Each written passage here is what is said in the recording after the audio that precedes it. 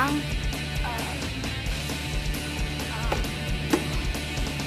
Laso na basura, ibinaon sa lupa. Sumisingaw na lata, langhap ng mga bata.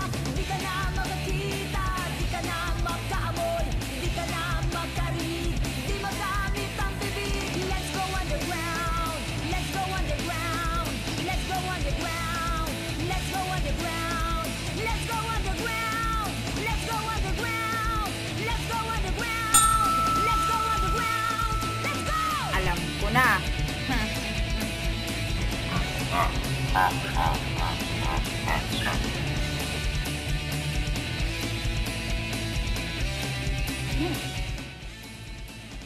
Ano ba gawin ko dito? Ito na. Ay, naku. Ito. Hindi ka na ako na tumapatay. Ang OA naman yan. Ano bang dapat gawin dito? Sa botong ito. Mineral water? Pwedeng paglagyan ng tubig. Tapos. Oh. Alam ko na. Gagawin ko siyang, ano nga ba? Ituturo ko sa inyo. Welcome to art class with Lely. Well, ano bang gagawin natin sa gamit na bote na mineral water?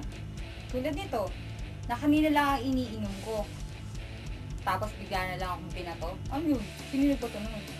Anyway, lesson sa akin yun. Ano bang pwede natin gawin sa mineral water na nagamit?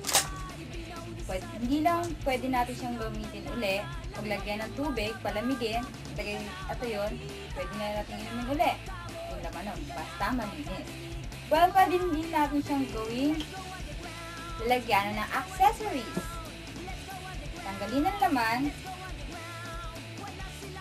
Ayan. At lagyan ng mga palamuti na mga bits, kung ano-ano pa. Ayan. Para as a design sa gagawin natin accessory holder. Kasi ang mga estudyante mahilig sa accessories like me. So, wala tayong mapaglagyan ng mga accessories pag uwi sa bahay galing sa school. Basta lang natin siyang itinatapon sa ating mga table. Like me.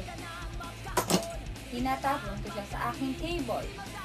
So, ang nangyayari ay nagiging makalat lang ito.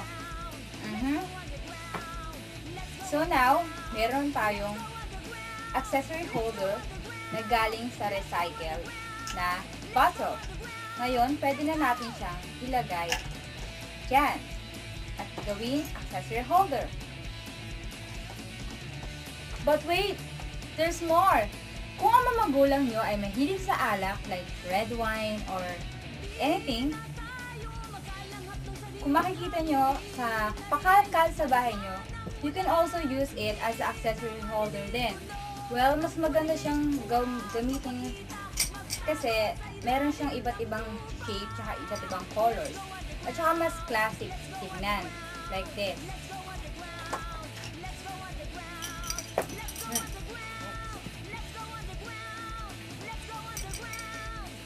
Yan. Or, kung hindi naman kayo kontento sa accessory holder, pwede nyo siyang gawing flower vase. But there's more. Kung ayaw nyo ng flower vase at accessory holder, pwede nyo siyang gawing creative recycle. Ayan. Yan ang paggagamitan ng mga bote na pwedeng i-recycle. Laso na basura, ibinaon sa lupa. Sumisingaw na lata, langhap ng mga bata. Di ka na makakita, At dyan po nagtatapos ang aking kwentong bote. di magamit ang bibig. Let's go underground.